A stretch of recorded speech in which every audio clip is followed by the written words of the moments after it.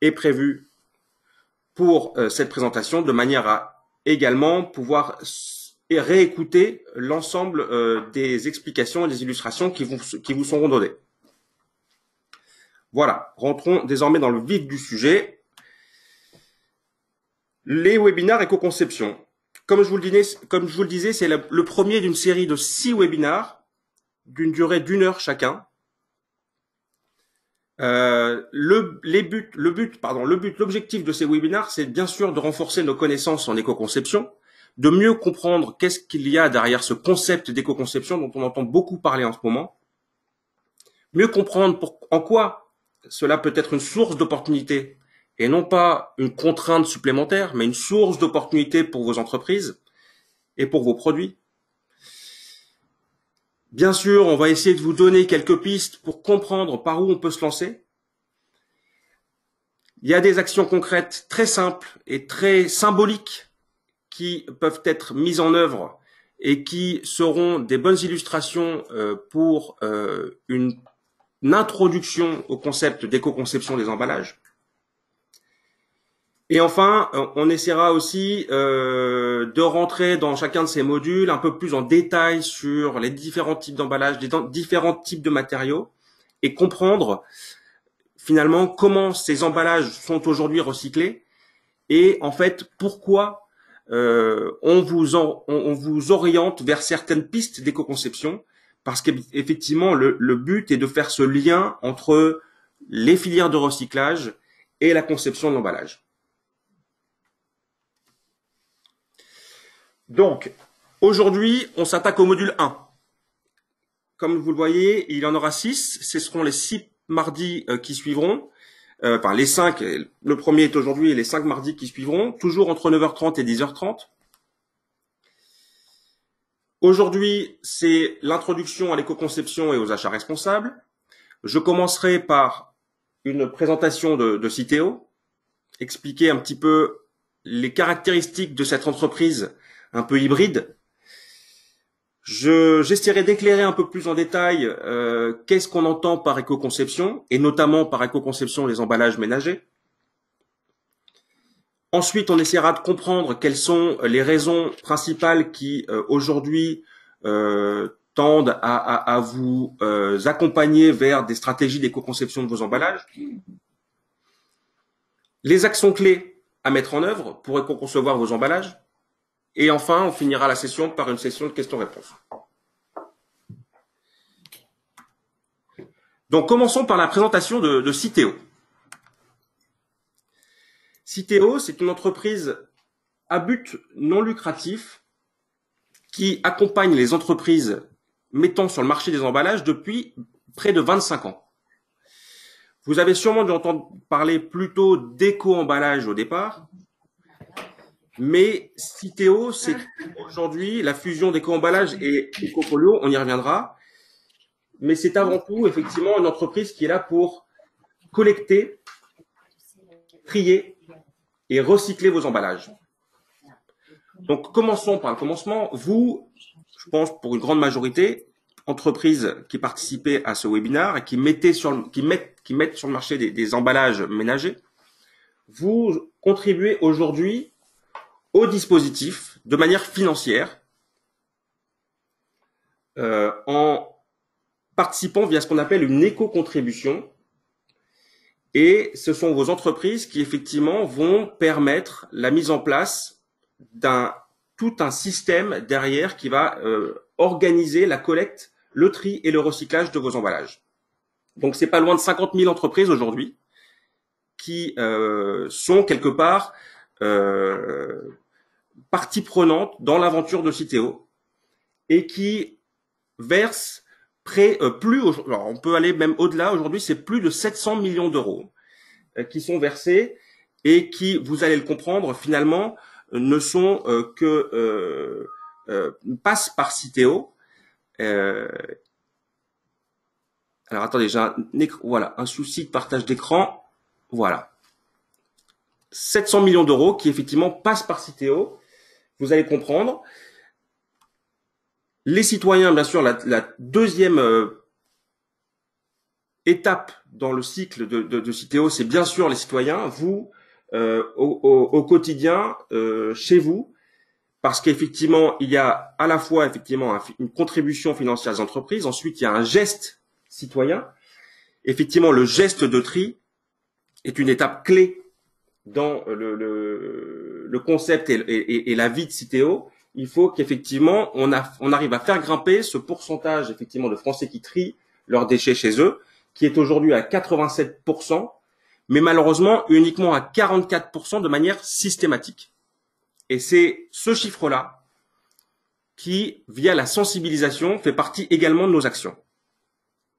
La troisième étape, ce sont les collectivités. Et donc là, peut-être que le lien n'est pas forcément toujours fait chez vous, mais les bacs jaunes et les poubelles qui collectent les bacs jaunes, c'est quelque part un peu Citeo également. Parce que, comme je vous le disais, cette manne financière qui est effectivement versée par vos entreprises sous forme d'éco-contribution à Citeo va permettre pour la grande majorité, près de 95%, de financer tout ce dispositif de collecte et de tri au sein des collectivités. Aujourd'hui, on considère que 374 kilos de déchets sont générés par an et par habitant. Donc, c'est déchets tout confondus. Pas loin d'une cinquantaine de kilos d'emballage ménager et près de 20 kilos de papier. Donc, comme je vous le disais, Citeo, qui est effectivement la fusion d'Ex-Éco-Emballage et Ecofolio, va effectivement s'attaquer à cette collecte, ce tri et ce recyclage de ces emballages ménagers et de ces papiers. Et enfin, la dernière étape dans le cycle de Citeo, ce sont les opérateurs de traitement, qui sont les entreprises qui vont récupérer la matière triée par les collectivités et qui vont la régénérer, la recycler. Recycler du plastique, recycler du métal, recycler du verre et du papier. Aujourd'hui, les chiffres sur les taux de recyclage et de valorisation, alors les taux de recyclage, pardon, en ce qui concerne effectivement les chiffres que je vous présente ici, sont 68% de taux de recyclage pour les emballages et 55% pour les papiers. Là également, des objectifs de constante amélioration de ces taux sont effectivement sans cesse poursuivis par Citeo.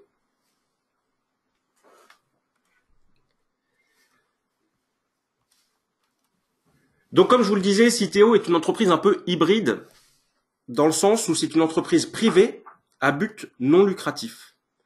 L'ensemble des contributions que nous recevons de la part des entreprises, comme je vous le disais, sont reversées à la quasi-intégralité aux collectivités. Cependant, nous avons un statut privé, nous ne sommes pas une entreprise publique, mais nous remplissons une mission d'intérêt général. Et nous avons, même si nous ne sommes pas une entreprise publique, un agrément d'État.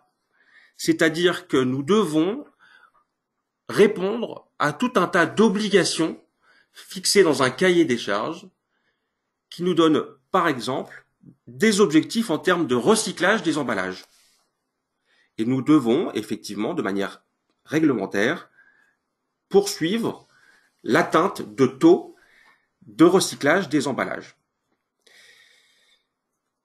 Donc, comme je vous le disais, le rôle et mission de l'éco-organisme sont la collecte, le tri et le recyclage dans des performances ou des conditions économiques qui sont les plus optimales possibles. Bien sûr, c'est ce qui est recherché par les entreprises quand elles viennent contribuer financièrement chez nous, d'avoir cette gestion qui est faite de manière très opérationnelle et très efficace. Également, nous avons un rôle très prospectif également, où on essaye de financer des programmes de recherche pour à la fois mieux comprendre les problématiques de conception des emballages, mais également aller plus loin au niveau des opérateurs de traitement sur le recyclage et les différents process industriels du recyclage. Et enfin, comme je vous le disais, le citoyen est une étape clé dans les objectifs qui sont effectivement poursuivis par Citeo, le geste de tri et donc la sensibilisation du citoyen au tri chez lui fait également partie de nos missions. Citeo répond aujourd'hui à 4 grands besoins des entreprises qui contribuent chez elles. L'éco-conception des emballages en fait partie. C'est le focus qu'on va vous faire aujourd'hui. La communication des engagements. La déclaration effectivement des emballages mis sur le marché. Donc là, effectivement, pour contribuer, il faut qu'on sache exactement quel type d'emballage et quelle masse, quel poids d'emballage, quel type de matériaux vous avez mis sur le marché. Et donc ça, c'est ce qu'on appelle la déclaration. Et pour cette étape-là, Citeo vous accompagne également. Et enfin, bien entendu, comme je vous le disais, le bac jaune, le camion qui vient collecter le bac jaune, c'est Citeo, la collecte. Et là encore, ce système mutualisé de collecte et de tri permet également d'optimiser l'équation économique du recyclage. Ces différentes actions peuvent aujourd'hui se décliner en différents outils ou accompagnements. C'est ce que je vous ai mis sur cette diapo ici, où vous retrouvez les différents services Citeo, l'éco-conception, la communication, la déclaration et la collecte. Et vous voyez, et je ne vais pas vous toutes les décliner, mais sur la partie éco-conception, nous avons des guides, des fiches réflexes, nous avons des outils informatiques qui vous permettent vous-même de comprendre quelles sont les actions que vous pourriez éventuellement facilement mener pour éco-concevoir vos emballages ou pour mieux comprendre où est-ce que vous vous situez aujourd'hui en termes de bilan environnemental de votre emballage. Mais nous menons également des formations un peu sur mesure auprès d'entreprises de manière à adapter un peu plus précisément certains messages en fonction d'une catégorie, d'une typologie d'entreprise, d'une typologie d'emballage. Donc voilà, c'est les différents services Citeo. N'hésitez pas, quand vous enverra la slide et cette présentation, vous pourrez revenir sur les différents services que peuvent vous offrir Citeo. Alors l'éco-conception, vous connaissez ça et vous regardez, écoutez la radio, regardez la télévision, écoutez la radio. Aujourd'hui, le contexte est quelque peu compliqué pour les emballages et notamment pour les emballages en plastique. Il est indéniable aujourd'hui qu'il y a une problématique énorme sur les déchets sauvages notamment. Et le plastique fait partie effectivement de ces matériaux qui sont particulièrement pointés du doigt. Et l'emballage, comme un des secteurs majoritaires de consommation, enfin d'utilisation de ces plastiques, fait partie effectivement de ces secteurs qui sont pointés du doigt. Donc je vous ai mis sur cette diapo pas mal d'illustrations qui aujourd'hui sont des raisons supplémentaires pour avancer sur cette question de l'éco-conception et de garder effectivement en tête l'ensemble des conséquences que peut avoir une non-action, notamment sur l'environnement et sur la production de déchets sauvages. Donc, Citeo a une action précise sur ces différents points, regarde également les nouveaux modes de consommation. Je pense par exemple au vrac, je pense par exemple au suremballage sur lequel nous avons aussi des actions pour essayer de sensibiliser nos entreprises pour faire en sorte que il y ait le juste emballage par rapport aux besoins précis d'un produit.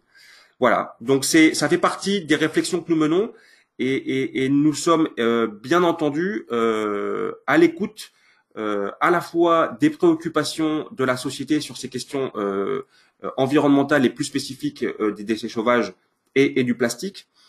Et nous regardons de manière très prospective également les nouveaux modes de consommation de manière à les accompagner et en aucun cas les freiner, bien entendu.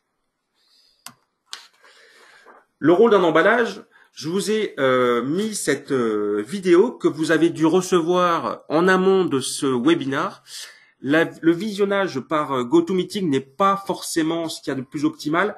Je vous invite à regarder cette vidéo qui est quelque peu humoristique, qui rentre dans un monde fictif sans emballage, où les gens vont faire leurs courses et vous verrez de manière un peu sur le ton de l'humour, et en grossissant le trait, effectivement, quel est le rôle de l'emballage et comment on peut aujourd'hui l'optimiser. Pour commencer pour rentrer un peu plus dans le cœur du sujet et ce qui va aujourd'hui nous intéresser, je voudrais vous poser une question et à laquelle vous pouvez vous amuser à répondre si vous êtes par exemple plusieurs autour d'une table à m'écouter aujourd'hui. Quelle est selon vous la contribution moyenne d'un emballage dans l'impact environnemental d'un produit? Et quand je dis impact environnemental, aujourd'hui là, sur cette question spécifique, je me concentre sur l'impact en CO2, donc sur le dérèglement climatique. Quelle est, selon vous, la contribution moyenne de l'emballage dans le produit total qu'il compose? 5, 10, 20, 50%? Eh bien, écoutez, je vous donne la réponse. Il s'agit de 10%. Alors, je ne sais pas si certains d'entre vous avaient peut-être grossi effectivement la contribution moyenne de l'emballage ou au contraire l'avaient peut-être amoindri. 10%, vous voyez qu'on n'est pas sur une contribution majoritaire, voire même on peut considérer qu'elle serait peut-être mineure par rapport au poids et à la contribution du produit, mais il n'empêche que ces 10% de contribution moyenne de l'emballage à l'impact environnemental du produit donnent un focus tout particulier à l'emballage parce qu'il s'agit de la partie visible. 10%, il s'agit bien sûr d'une moyenne. Pour une bouteille d'eau, la contribution de l'emballage à l'impact environnemental du produit sera plus proche de 30%. Pour une plaque de chocolat, entre l'aluminium et le papier qui l'entoure, on sera plus proche d'une vingtaine de pourcents.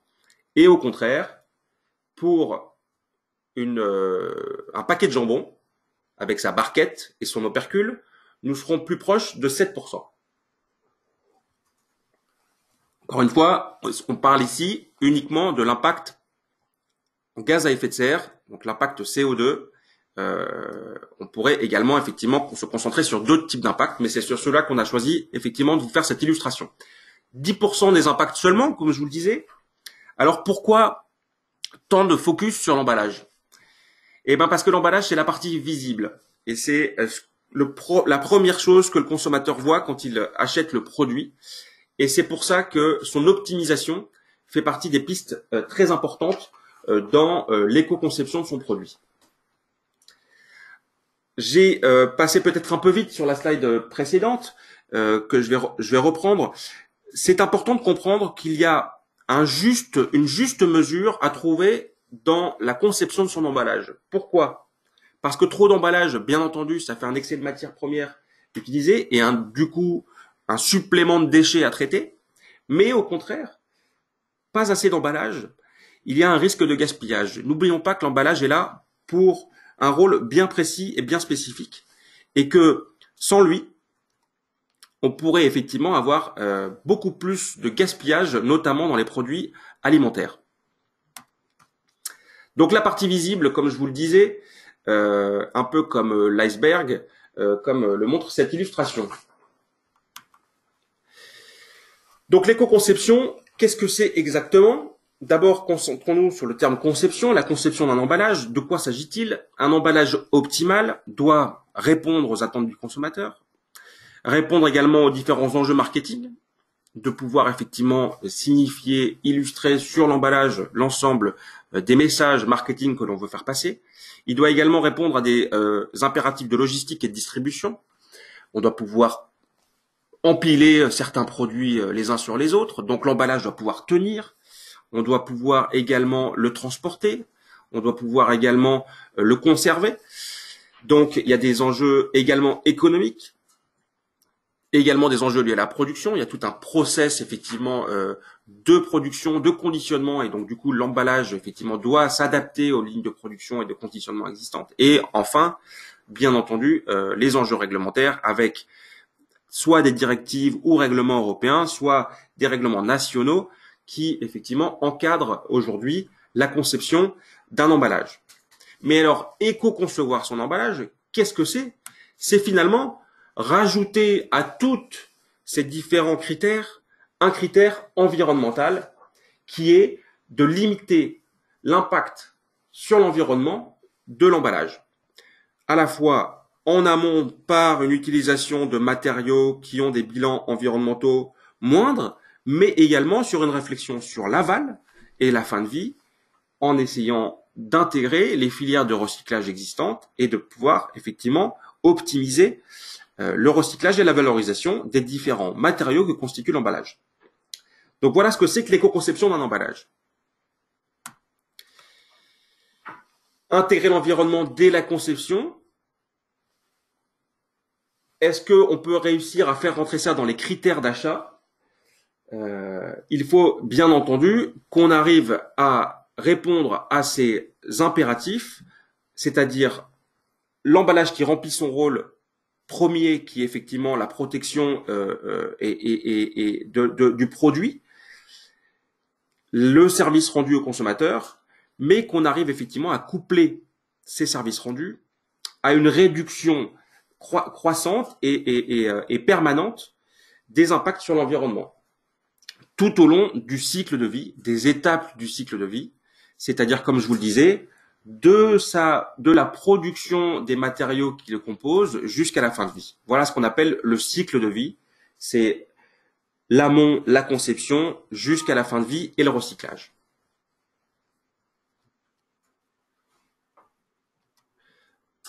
Alors, attendez, j'ai un souci de partage. Hop, je vous prie de m'excuser. Voilà. Une première illustration d'éco-conception pour vous montrer quelques exemples très concrets d'éco-conception d'emballage par thématique. Donc ici, on a des changements qui sont invisibles.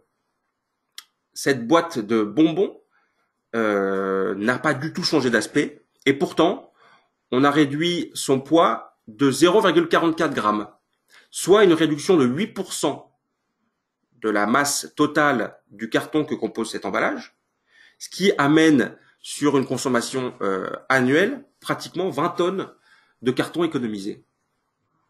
Voilà une illustration très concrète mais invisible pour le coup, pour le consommateur, d'un paquet de bonbons. De la même manière, nous avons ici un sandwich triangle qui passe d'un emballage multimatériaux. Donc vous avez la barquette qui effectivement contient vraiment le sandwich et puis son opercule qui étaient deux matériaux différents. La modification et l'amélioration de la recyclabilité a été permise grâce à cette coque recyclable qui est 100% en PET. Et donc en un seul matériau, ce qui va faciliter effectivement le recyclage en fin de vie. D'autres changements illustrés ici, peu perceptibles, mais quand même qui sont visibles au contraire des deux précédents, qui sont visibles aux yeux du consommateur. C'est la bouteille de Perrier, qui était historiquement une bouteille en verre, avec un bouchon en aluminium, qui est passée de manière graduelle d'une bouteille en plastique avec un bouchon en aluminium, de manière à garder cette identité visuelle et d'assurer une transition pour le consommateur, et qui aujourd'hui est une bouteille en plastique avec un bouchon en plastique et qui amène une réduction de poids très importante et qui permet effectivement une réduction du bilan environnemental de cette bouteille. Le PET que compose la bouteille de Perrier, nouvelle version étant parfaitement recyclable, on peut considérer que cette réduction de poids est un réel gain en termes environnementaux pour cette illustration. Autre amélioration de la recyclabilité, nous avons ici un pot de yaourt Yoplait qui était jusqu'à présent en terre cuite. La terre cuite est ce qu'on appelle un matériau infusible qui perturbe le recyclage des filières existantes parce qu'il ne permet pas soit d'être éliminé en centre de tri facilement, soit quand il se retrouve effectivement dans les flux recyclés, va perturber le recyclage parce qu'il va pas fondre ou va pas être éliminé facilement. Et donc là, on a effectivement une évolution de la recyclabilité qui a été permise grâce au remplacement de cette terre cuite par un verre et qu'on vient manchonner, c'est-à-dire qu'on vient rajouter une illustration autour et qui en fait ne permet pas au consommateur, par un simple regard, de comprendre effectivement la modification. Et pourtant, on est passé d'une terre cuite perturbateur du recyclage à un verre 100% recyclable. Nous avons également ici les pots de yaourt. Alors là, on a une évolution pratiquement généralisée du secteur sur cette éco-conception de l'emballage de yaourt. Comme vous le voyez, on passe d'un pot de yaourt avec son cavalier, c'est-à-dire un fourreau en carton dans lequel venaient se mettre l'ensemble, les 4 yaourts. Et aujourd'hui, les metteurs sur le marché de yaourt ont réussi à supprimer cet emballage, ce suremballage en carton, pour ne présenter que les 4 yaourts nus, entre guillemets. L'aspect un peu compliqué de cette évolution a dû être effectivement de réussir à remettre sur les banderoles des yaourts l'ensemble des messages nécessaires à la fois pour l'information du consommateur, sur le goût du yaourt, sur le nom du produit, etc. Il a fallu du coup concevoir des banderoles, des étiquettes de yaourt qui étaient effectivement différentes par yaourt et qui a permis du coup de supprimer complètement le fourreau en carton. Et on voit une deuxième évolution des pots de yaourt qui sont passés donc on a eu suppression d'un matériau et ensuite on a réduction du poids. La nouvelle conception du pot de yaourt en tant que tel permet une réduction du poids et également une meilleure cuillerabilité, comme disent les producteurs de yaourt, parce que effectivement cette nouvelle forme va permettre au consommateur de gaspiller beaucoup moins de yaourt parce qu'il va pouvoir aller chercher tout ce qui reste au fond. Voilà. Donc là, une illustration avec un changement, encore une fois, qui est un peu plus perceptible. Donc ensuite, nous avons l'exemple ici du rasoir Gillette Fusion ProGlide, qui est Procter & Gamble, qui est passé effectivement d'un rasoir avec un emballage thermoformé, donc en plastique, et on est passé à une solution moulée en cellulose qui était beaucoup plus simple enfin c'est du fibre papier qui est moulé et qui est beaucoup plus facilement recyclable. Voilà. Et cet emballage avait gagné un prix d'ailleurs à l'époque pour montrer effectivement l'attachement qu'avait Procter & Gamble, qui est effectivement l'industriel derrière cet emballage, à l'éco-conception de ces emballages. On va également jusqu'à des nouveaux concepts de produits, c'est-à-dire que là, pour le coup, l'éco-conception est beaucoup plus visible. Bien sûr, le premier exemple qui vient à l'esprit est la réduction en taille des différents aérosols, typiquement pour le soin du corps, déodorants, etc. Vous avez tous vu sur les rayons tous ces déodorants qui ont pratiquement diminué de moitié leur volume et leur taille. Tout ça grâce à une compression plus importante du produit actif et avec des pressions du coup qui étaient différentes. Et grâce à cette nouvelle conception, on utilise beaucoup moins d'emballage et on permet une utilisation similaire parce qu'effectivement, le produit étant plus concentré, il a fallu également adapter le diffuseur de manière à ce que le consommateur se retrouve dans une situation où il se sert de son produit exactement de la même manière qu'avant, mais son produit est plus concentré, plus compressé et va permettre une diminution drastique du poids de l'emballage qui lui est dédié. De la même manière, on a une concentration également du produit dans un produit détergent où pour un poids bien inférieur, on retrouve la même capacité lavante, entre guillemets, ou détergente du produit, parce que le produit est bien plus concentré. Voilà. Donc là, on a vraiment des nouveaux concepts de produits. Alors, peut-être une précision sur les déodorants. Ce brevet qui avait été développé par un industriel au départ a été très vite, c'est pour l'anecdote, très vite partagé avec ses concurrents, de manière à ce qu'ils ne se retrouvent pas dans une situation défavorable du point de vue de la perception consommateur, où lui était tout petit et tous ses concurrents étaient plus gros. Et comme il y avait vraiment un gain en termes environnementaux, il a partagé ce brevet avec tous ses concurrents et tous ses concurrents finalement sont rentrés dans ce nouveau concept de produit et aujourd'hui, pratiquement l'intégralité des déodorants se retrouve effectivement compressés. Voilà.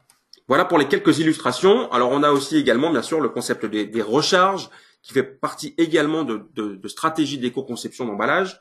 Le café avec effectivement l'éco-recharge qui permet une diminution de 97% des impacts de l'emballage. Et donc, on permet effectivement de recharger son emballage en verre grâce à ces éco-recharges. De la même manière, on a également des produits cosmétiques qui offrent la possibilité de recharger l'emballage avec des recharges soit du même produit, soit la possibilité également de changer de type de produit et avec une certaine uniformité dans la forme, ce qui permet effectivement cette réutilisation de l'emballage. Et enfin, on a même des nouveaux concepts de produits qui peuvent être développés dans la conception d'un emballage. Je pense notamment à ces enveloppes cartonnées qui, une fois le produit livré, deviennent des cintres. Ce paquet d'œufs où il y a un effet de collection qui est cherché par le metteur sur le marché, où il propose effectivement un peu à la manière de briques Lego de construire des cabanes avec les paquets d'œufs. On a également Puma qui a proposé un emballage parfaitement adapté aux produits vendus et qui permet derrière effectivement de se servir de cet emballage comme un sac réutilisable. Et enfin, l'exemple que je vous montre en bas à droite, c'est une optimisation finalement de l'emballage en réduisant au maximum la quantité de matière nécessaire pour emballer une paire de baskets et en trouvant un moulage, un emballage moulé en cellulose, en papier moulé, et qui va épouser parfaitement la forme des baskets et qui va utiliser le juste nécessaire pour les emballer. Voilà. Alors bien entendu, éco-concevoir, c'est évidemment un axe de la stratégie RSE. Vous avez également dans une des vidéos qui vous a été envoyée en amont le témoignage de Heineken sur cette stratégie RSE qui a été mis en place via l'éco-conception de leur emballage, que je vous invite également à écouter, soit peut-être vous l'avez déjà fait, soit vous le ferez effectivement après ce webinaire. Donc, quels sont les bénéfices potentiels d'une stratégie d'éco-conception? C'est ça qui nous intéresse également, hein, de bien comprendre en quoi cela est bénéfique pour l'activité de mon entreprise. Pourquoi éco-concevoir? Bien entendu, la raison première et celle qui vient directement à l'esprit, c'est la limitation des impacts sur l'environnement. Le but, comme je vous le disais, étant de réduire sur l'ensemble des étapes du cycle de vie du produit les impacts sur l'environnement, donc en amont sur l'utilisation des matériaux jusqu'à la fin de vie sur leur recyclage et leur valorisation. Donc ça, effectivement, c'est la raison première, limiter les impacts sur l'environnement. Mais il y a également de nombreux atouts auxquels on ne pense pas forcément en premier lieu. La première, c'est la maîtrise des coûts. Finalement, éco-concevoir son emballage, ça peut être également réduire la consommation de matières premières, comme je vous montrais lors des différentes illustrations. Et donc, qui dit réduction de la consommation de matières premières, dit souvent réduction de la consommation d'énergie. On peut également optimiser la logistique. Si on met le juste emballage qui prend la juste place, finalement, on va peut-être pouvoir en mettre plus sur une même palette, plus dans un même camion. Et donc, quelque part, on va permettre également d'optimiser la logistique. Également, comme je vous le montrais lors des différents exemples, la majorité des stratégies d'éco-conception, ou en tout cas une partie d'entre elles, se traduisent par une diminution du poids des matériaux. Et tout ça, ça implique derrière une maîtrise des coûts. Ça va vous permettre également de vous différencier et de valoriser votre produit. Une stratégie d'éco-conception mise en place peut effectivement être mise en avant et être un élément de différenciation de votre produit et un signal fort de votre entreprise et de l'engagement de votre entreprise vers effectivement ces questions environnementales. regarder aussi les stratégies d'éco-conception, c'est également regarder de manière plus précise des secteurs ou des pans dans la conception de l'emballage qu'on n'avait pas forcément regardé jusqu'à présent et qui permettent d'innover et de trouver des nouveaux moteurs d'innovation, un nouveau regard sur le produit. Bien entendu, souvent on dit que l'éco-conception, c'est une source de fierté également pour les équipes. Alors, les dernières statistiques sur le sujet montrent que 86% des entreprises trouvent que l'éco-conception permet à la fois d'améliorer leur image, mais 46% d'entre elles également observent une fierté accrue des employés. On est fier quelque part d'avoir participé à la limitation des impacts sur l'environnement et à la différenciation et la valorisation du produit. Et enfin, il y a un aspect réglementaire qui se retrouve aujourd'hui de plus en plus prégnant. On voit bien, et on en reparlera très rapidement également dans la suite de cette présentation, que la dimension réglementaire fait également partie des réflexions à avoir dans une stratégie d'éco-conception. La veille réglementaire permet ou doit vous permettre effectivement d'accompagner la conception de votre produit de manière à être toujours conforme. Par exemple, les métaux lourds font partie des choses qu'on regarde alors ça fait très longtemps, mais il y a des nouvelles choses aujourd'hui qui sont mises en place avec l'obligation de recyclabilité des emballages qui, demain, sera sûrement la norme. Et comme je voulais vous montrer également ce décret français qui date de 98 et qui, déjà à l'époque, donnait effectivement des pistes sur la conception de son emballage et notamment le côté le minimum nécessaire pour assurer le niveau suffisant de sécurité. Donc il y avait déjà cette vision un petit peu de conception raisonnable et responsable. Maîtrisez vos coûts, donc je vous le remets ici de manière un peu plus précise.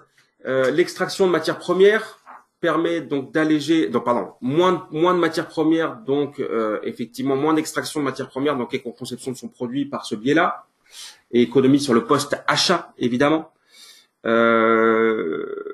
fabrication et le conditionnement, quand on conçoit un emballage qui effectivement va potentiellement générer moins de chutes lors de sa conception et de sa fabrication, eh ben on va également optimiser ses coûts de fabrication, réduire sa consommation énergétique.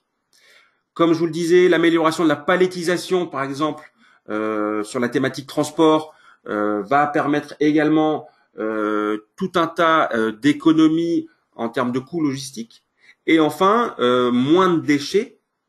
Ce sont donc moins de déchets à traiter. Et finalement, comme la contribution qui est payée à Citeo est basée sur la masse des emballages que vous mettez sur le marché, ben finalement, si vous réduisez via la conception de votre emballage le poids de celui-ci, vous allez du coup réduire les coûts de votre contribution à Citeo.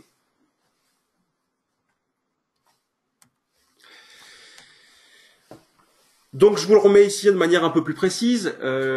L'équation économique de la contribution chez Citeo, c'est une contribution au poids plus une contribution à l'unité et qui peut être pondérée par un bonus-malus.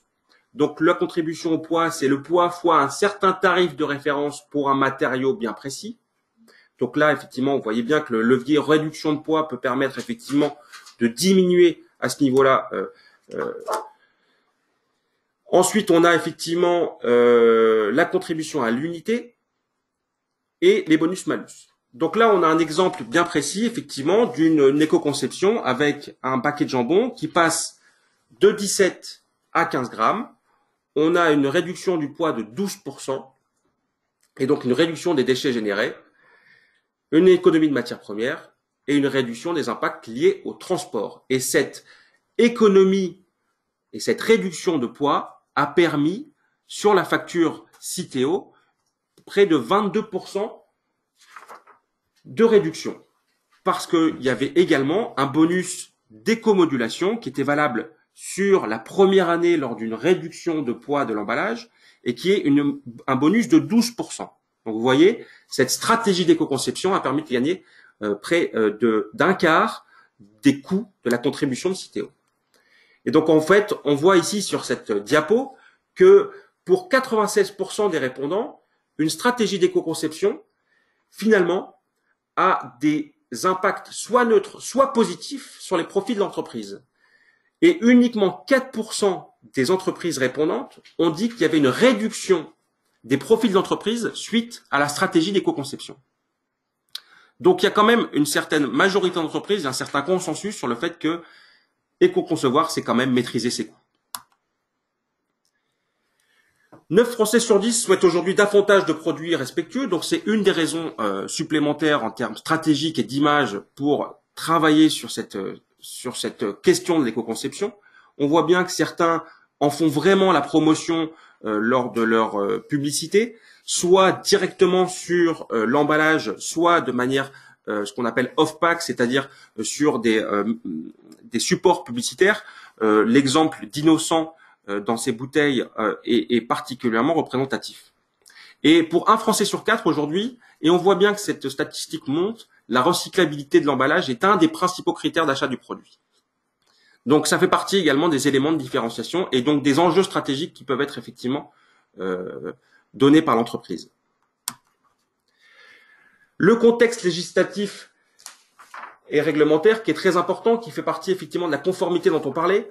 On parle beaucoup de la feuille de route économie circulaire et on voit bien qu'aujourd'hui, on a un contexte législatif qui évolue, à la fois au niveau français, avec un texte de loi qui sera un projet de loi qui sera étudié a priori à l'été ou à l'automne sur l'économie circulaire bien particulier. Il y a également des directives européennes qui vont être transposées en droit national et on a entendu parler des stratégies de réduction sur notamment les plastiques à usage unique et des nouveaux objectifs de valorisation et de recyclage qui sont donnés pour notamment les emballages dans le cadre de directives européennes qui seront donc, comme je vous le disais, transposées en droit national dans la législation française. Donc voilà, on a un contexte législatif et réglementaire qui bouge beaucoup, à la fois au niveau français et au niveau communautaire. Donc effectivement, limiter les risques ou la différenciation, à la fois les risques sociaux, il y a effectivement, il peut y avoir une stratégie uniquement de limitation des risques en se mettant en conformité, mais je pense que l'éco-conception, c'est également un moyen de différenciation et un moyen de trouver de nouvelles opportunités pour son business, pour l'innovation, pour la mobilisation de ses équipes, pour la satisfaction du client et pour évidemment, comme je vous le disais, la maîtrise des coûts.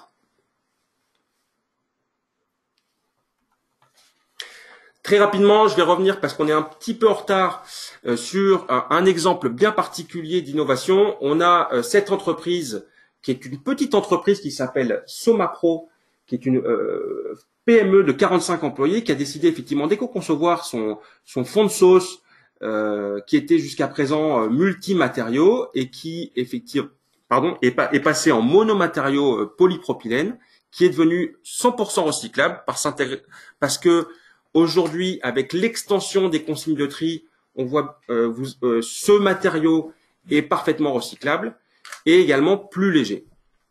Donc voilà, on a un exemple très précis et assez simple d'innovation pour un produit assez commun. Donc voilà, l'éco-conception, comme je vous le mettais, c'était dans le cycle de vie de l'emballage, de l'extraction des matières premières jusqu'à leur recyclage, peut effectivement être attaqué entre guillemets. On peut aller vers le de manière très spécifique sur les différentes étapes, à la fois sur la production d'emballage, sur la distribution, sur la fin de vie et sur le recyclage. Donc voilà, s'il y a quelque chose à retenir aujourd'hui, c'est ça. Ce sont 3 actions clés pour les emballages et pour l'éco-conception des emballages. 1. La réduction du poids. 2. L'amélioration. Il n'y a aucune hiérarchie dans ce listing. L'amélioration de la recyclabilité. Et 3. La sensibilisation du geste de tri auprès du consommateur. Parce que effectivement, éco-concevoir son matériau, c'est très bien, mais si le consommateur ne le met pas dans la bonne poubelle, malheureusement, ça tombe à l'eau. Donc, ces 3 actions clés, c'est peut-être les 3 messages qu'il faut retenir de cette session de ce matin. Voilà, je vous remercie pour l'attention que vous m'avez portée. Je vais essayer maintenant de répondre aux différentes questions que vous avez pu poser durant le webinaire. Alors malheureusement, ça sera peut-être pas dans l'ordre, mais on va essayer de faire ça au mieux.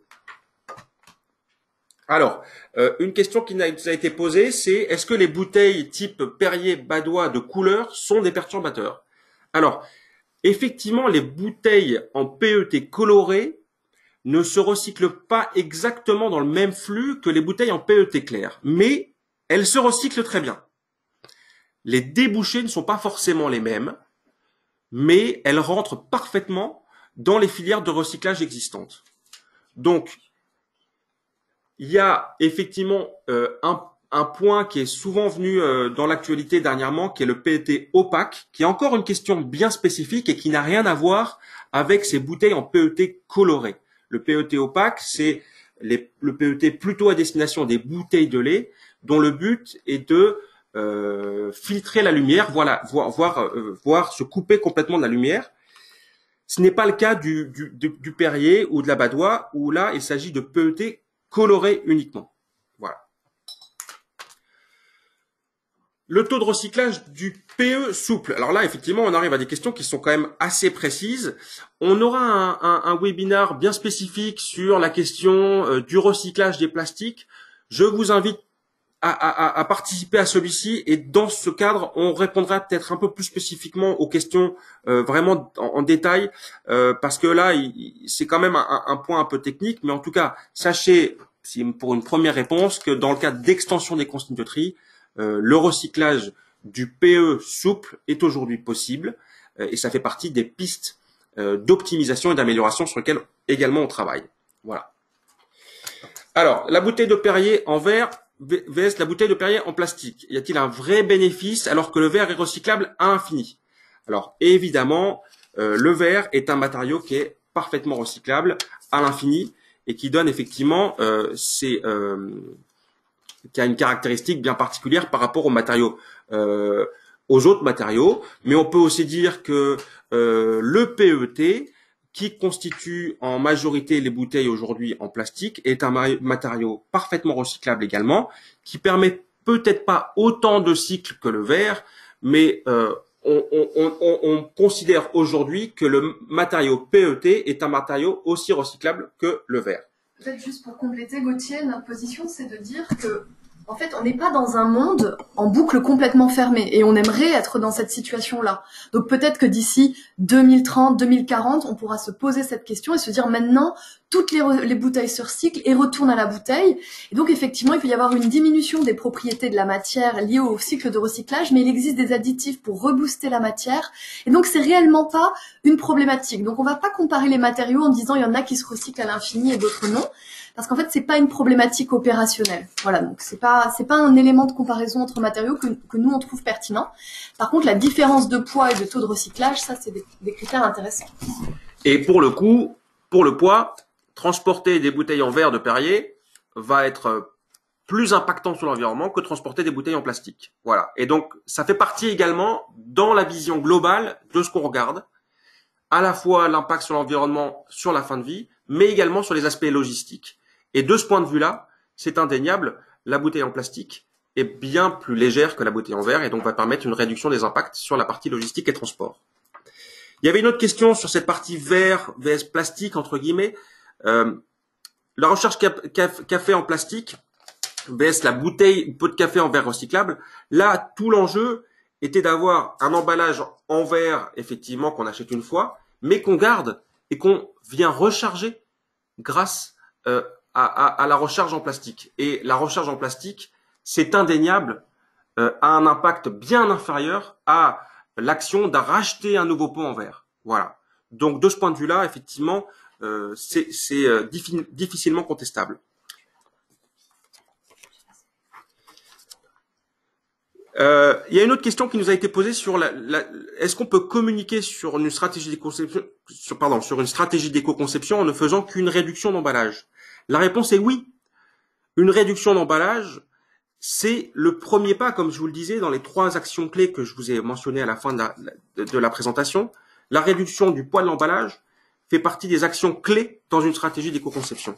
Donc, évidemment que vous pouvez communiquer sur une stratégie d'éco-conception dès lors que vous avez mis en place une réduction de votre emballage. Alors, bien entendu, il faut que celle-ci soit suffisamment significative pour que vous puissiez mettre ça en avant. Mais déjà 10-15% de réduction de poids, c'est déjà énorme.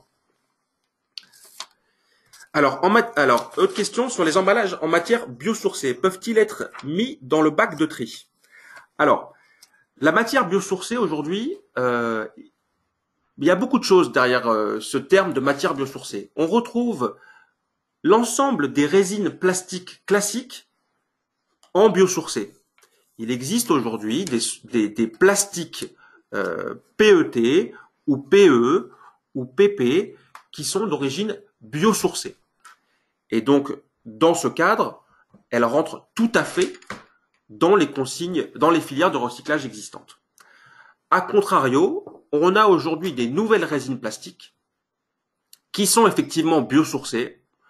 Je pense au PEF, je pense au PLA, qui sont aujourd'hui deux résines plastiques biosourcées et qui, pour le coup, elles, ne viennent pas ou ne peuvent pas rentrer dans les filières de recyclage existantes. Pourquoi? Parce qu'on a aujourd'hui pas suffisamment de volume et elles viendraient perturber le recyclage des filières existantes que sont le PET ou le PP ou le PE.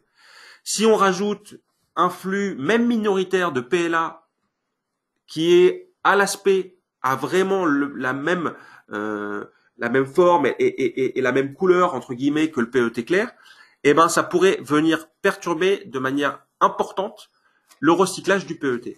C'est pourquoi on est assez prudent sur cette question des emballages biosourcés. Bien entendu, du point de vue de la matière première, il y a un gain si tant est qu'effectivement elles viennent pas en concurrence avec de la production alimentaire, mais il faut regarder par rapport à la fin de vie et ne pas concevoir des emballages qui viendraient perturber des filières de recyclage qui marchent bien et qui sont aujourd'hui très efficaces. Voilà. Donc, c'est un sujet un peu complexe, mais qui mérite effectivement de s'y pencher et qui n'est pas noir ou blanc. Voilà. C'est quoi la RSE? Alors la RSE, c'est la responsabilité sociale, sociétale des entreprises. Ce sont les nouvelles obligations, à la fois en termes social, environnemental, qu'ont les entreprises sur l'approvisionnement en matière. Où est-ce que je vais chercher mes matériaux? D'où viennent les matières premières que j'utilise? Comment je fais travailler les gens qui extraient cette matière, produisent les différents semi-produits ou coproduits qui sont nécessaires à la conception de mon emballage. Voilà, ce sont toutes ces réflexions sur la chaîne de valeur, la chaîne d'approvisionnement, et pour s'assurer qu'à la fois en termes social et environnemental, un certain cadre est respecté. Le Tetra Pak, la brique Tetra Pak, autre question, est-ce qu'elle est recyclable? Alors la brique Tetra Pak, c'est en matériaux majoritaires, il s'agit de carton qui est effectivement combiné avec un film qui va être constitué à la fois de plastique, d'une résine plastique et d'aluminium. Alors ce film-là vient pour des raisons bien particulières, comme je vous le disais pour le PET opaque pour le lait, il y a un besoin de filtrer, de protéger le contenu. Et donc du coup, effectivement, cette brique Tetra Pak, qui est en matériau majoritaire carton, est recyclable et elle va pouvoir rentrer dans une filière de recyclage existante, car on va pouvoir effectivement récupérer le carton d'un côté et le film composé de PE et d'aluminium qu'on va réussir à valoriser également de l'autre. Voilà. Donc on considère effectivement que la brique Tetra Pak est recyclable. Donc là, oui, bien sûr, c'est toute sa partie fibreuse carton. Et enfin, est-ce que le bouchon ou le pas de vis des bouteilles plastiques perturbe le recyclage? Alors là, c'est pareil, je vous invite à participer à la session sur le recyclage des plastiques, mais je vais vous faire une réponse très brève et synthétique. Non, ça ne vient pas perturber le recyclage. Pourquoi? Parce que la majorité des bouchons et pas de vis des bouteilles plastiques sont constitués d'un matériau qui est différent du PET qui constitue la bouteille. Et le matériau différent, c'est un autre plastique avec une densité qui est inférieure. Et dans les usines de recyclage, une fois qu'on a trié les bouteilles, donc elles partent avec leurs bouchons vers les usines de recyclage. Et là, les recycleurs vont broyer toute cette matière et vont faire ce qu'on appelle de la flottaison. C'est-à-dire qu'on va mettre ce broyat de bouteilles plastiques dans un bain. Le PET qui a une densité supérieure à 1 va couler. Et tout le reste des bouchons et des pas de vis qui a une densité inférieure à 1 va flotter. Et donc, on va pouvoir distinguer les deux matériaux entre eux et éviter de perturber le recyclage du PET. Il est 10h30. Certains d'entre vous vont peut-être devoir partir. Je vous remercie pour votre attention. Et pour les autres, je vais essayer de continuer à répondre aux dernières questions qui m'ont été posées. Alors, est-ce que la consigne sur les bouteilles plastiques est prévue comme en Allemagne? Alors, cette question est toujours à l'ordre du jour.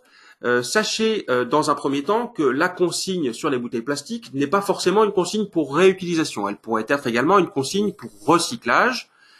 Ça fait partie des réflexions qui ont lieu dans le cadre de la feuille de route économie circulaire et dont je vous parlais, ce dont je vous parlais du projet de loi qui doit être déposé a priori à l'Assemblée à l'été ou à l'automne. Nous accompagnons également cette réflexion chez Citeo parce que nous pensons qu'effectivement, il faut qu'on réfléchisse à l'ensemble des solutions qui peuvent exister, qui pourront nous permettre de gagner des nouveaux points en termes de taux de valorisation et de recyclage des emballages. Donc, comme l'a toujours fait Citeo, on accompagne effectivement ces réflexions de manière à pouvoir s'inscrire dans cette amélioration croissante de notre taux de recyclage en fin de vie. Alors, j'ai une autre question sur l'intérêt du PE végétal. Donc là, je pense que j'y ai déjà un peu répondu. On a effectivement le PE végétal ou PE biosourcé, qui est effectivement la même molécule que PE d'origine fossile, mais on va se servir de chaînes carbonées d'origine végétale. Donc, elle rentre parfaitement dans les filières de recyclage existantes du PE. Il n'y a aucun problème. Et en plus, on va pouvoir réduire son impact environnemental au niveau de l'extraction des matières premières, parce qu'on ne va pas utiliser de matières fossiles. Donc, le PE végétal, si effectivement il vient bien se substituer à un PE fossile et n'est pas un autre matériau biosourcé, comme je vous le disais auparavant, ne pose aucun souci, voire n'a même que des bénéfices. Attention cependant à dès qu'on parle de matériaux biosourcés, il faut faire attention à la concurrence avec l'alimentarité. Les terres arables sont en priorité destinées à produire de l'alimentation. Et éventuellement, pour celles n'étant pas arables, on peut éventuellement réfléchir à d'autres usages et notamment la production de matières plastiques biosourcées. Une autre question, encore une fois, sur les emballages biosourcés, biodégradables, compostables par rapport à la contribution. Alors, aujourd'hui, comme je vous le disais, le système Citeo, c'est vous contribuez pour financer le dispositif de collecte, de tri et de recyclage. Aujourd'hui, sur la partie biosourcée, biodégradable, compostable, il y a beaucoup de confusion. Biosourcés, comme je vous le disais, ce sont des matériaux issus des végétaux. Ça peut être des résines très connues qui rentrent dans les filières de recyclage existantes, mais ça peut être des résines qui viennent perturber les filières de recyclage existantes. Donc ça, c'est pour la partie biosourcée. Biodégradable, compostable, attention. Biodégradable, si votre matériau a servi comme emballage, ça veut dire qu'il avait une certaine résistance. Il ne va pas pouvoir disparaître dans la nature si facilement. Il peut y avoir des matériaux biodégradables, mais qui mettent quelquefois un certain temps à se dégrader. Donc, qui dit biodégradable ne veut pas dire qu'on peut le jeter dans la nature sans faire attention. Et de la même manière, qui dit compostable peut dire compostable à la maison, via son composteur ou son lombricomposteur qu'on a au pied de son immeuble ou sur son balcon. Mais il y a également tout un tas de matériaux, par exemple le PLA, qui ne sont pas compostables à la maison, mais qui sont compostables industriellement. Ça veut dire qu'il faut des installations bien particulières, avec des conditions de température et de pression bien particulières, pour effectivement réussir à composter ces matériaux. Et aujourd'hui, il n'existe pas de volume suffisant, ni de filière de collecte spécifique qui permettrait d'aller collecter ces emballages et en créer une filière bien spécifique de compostage. Si demain, une grande partie des emballages se retrouve en PLA compostable et qu'il est effectivement censé et économiquement intéressant de rajouter un nouveau bac dans les immeubles, de rajouter un nouveau camion de collecte qui vient collecter spécifiquement ce flux-là, pourquoi pas? Mais aujourd'hui, ces plastiques et ces emballages sont un peu entre deux eaux et viennent perturber les filières existantes et n'ont pas encore suffisamment apporté d'avantages pour effectivement les mettre en avant. Et c'est pour ça qu'aujourd'hui, par rapport à la contribution, on va pas mettre en avant ces emballages-là parce qu'on essaye de s'attacher à vérifier que les emballages qui sont mis sur le marché ne viennent pas, perturber les filières de recyclage existantes et viennent, encore mieux, s'intégrer au sein de celles-ci de manière à recycler au mieux le matériau qui les constitue. Donc peut-être juste pour compléter de façon très opérationnelle ce que tu dis, Gauthier, pour les emballages plastiques biosourcés, bio-PET, bio-PE et éventuellement un jour bio-PP, ils paieront exactement le même prix que des emballages en PET, PP ou PE sourcés de ressources fossiles. Pour toutes les autres résines, PLA, PEF, etc., si vous êtes dans le cas d'une bouteille et un flacon, c'est-à-dire que vous êtes déjà dans les consignes de tri partout en France, il y a un malus de 100% pour ces emballages-là parce qu'ils sont sans filière et potentiellement ils peuvent perturber le recyclage. Voilà, si vous êtes sur un autre type d'emballage plastique, il n'y a pas d'impact pour le moment. Alors, PEF et PLA peuvent-ils aller dans le compost?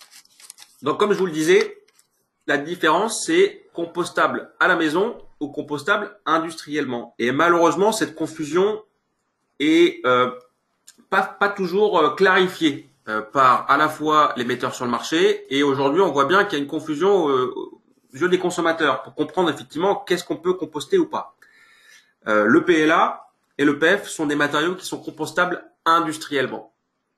Ça veut dire qu'effectivement, il faut des filières de collecte et de compostage spécifiques et vous ne pouvez pas les mettre dans votre lombric-composteur, dans votre jardin ou sur votre balcon. Donc, c'est un cas spécifique qu'il va falloir effectivement regarder de près.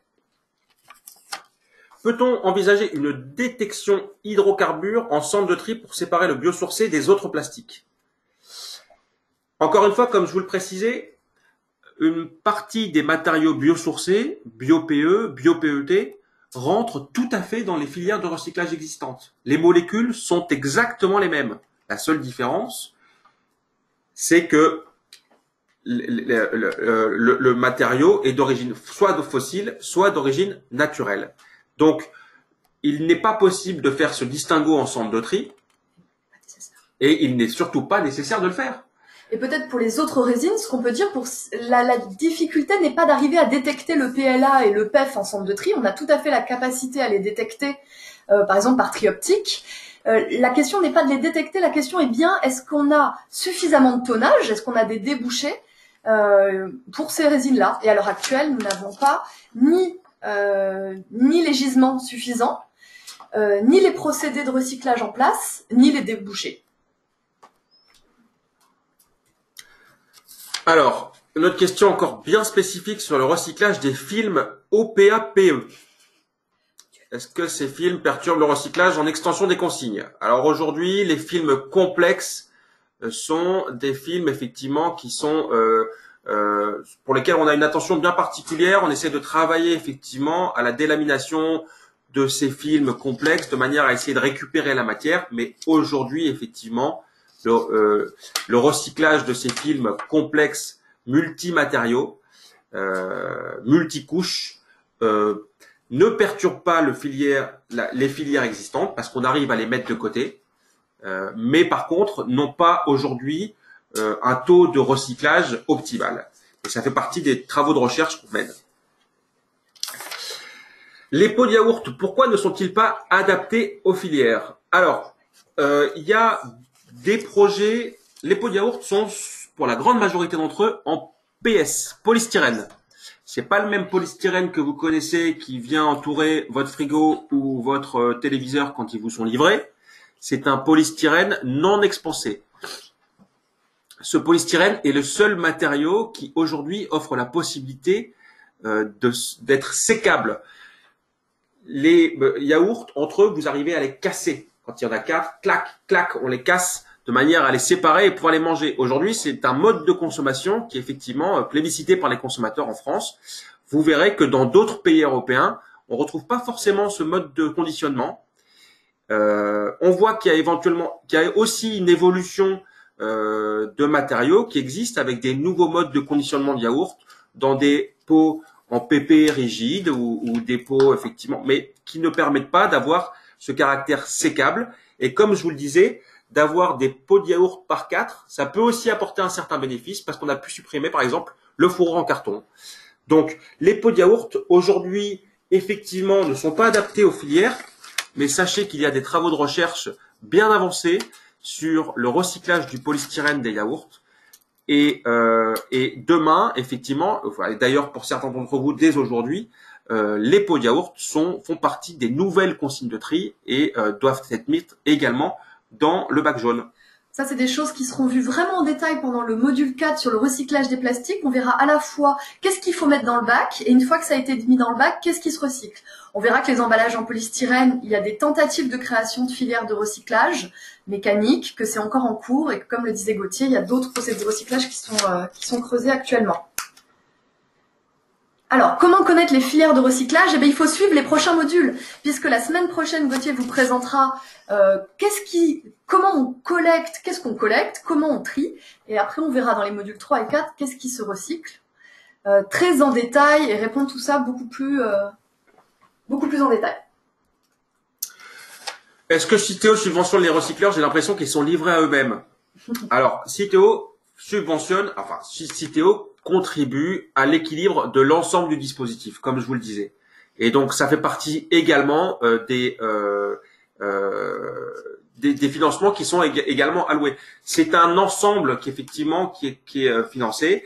Et donc, les recycleurs ne recyclent pas uniquement des emballages. Ils ont des activités qui peuvent être effectivement multiples. Donc, il y a un financement du dispositif dans son ensemble, à la fois dans la partie collecte, la partie tri, la partie reprise des matériaux. La subvention directe des recycleurs, c'est quelque chose de plus délicat parce qu'il s'agit d'opérateurs privés et il y a une dimension contractuelle effectivement. Et donc, le sujet est un peu plus complexe. Voilà, je pense qu'on arrive au bout des différentes questions. Je vous remercie pour votre attention, pour vos multiples questions. Il y en a eu beaucoup. J'espère avoir répondu de manière précise à l'ensemble d'entre elles. N'hésitez pas, encore une fois, à revenir vers nous. Vous savez que on a ces 5 modules qui suivent tous les mardis 9h30, 10h30 à l'image de celui-ci. J'espère que vous serez beaucoup à participer au suivant. Et si vous avez d'autres questions qui vous viennent, etc., il y a également une possibilité de poser vos questions et nous tâcherons d'y répondre soit directement, soit lors des prochains webinars. Voilà, encore merci à tous. On vous enverra le support de présentation de manière à ce que vous puissiez éventuellement le relire. Et je vous souhaite une bonne fin de journée et j'espère vous revoir dès la semaine prochaine pour notre prochain webinaire. Merci beaucoup, au revoir.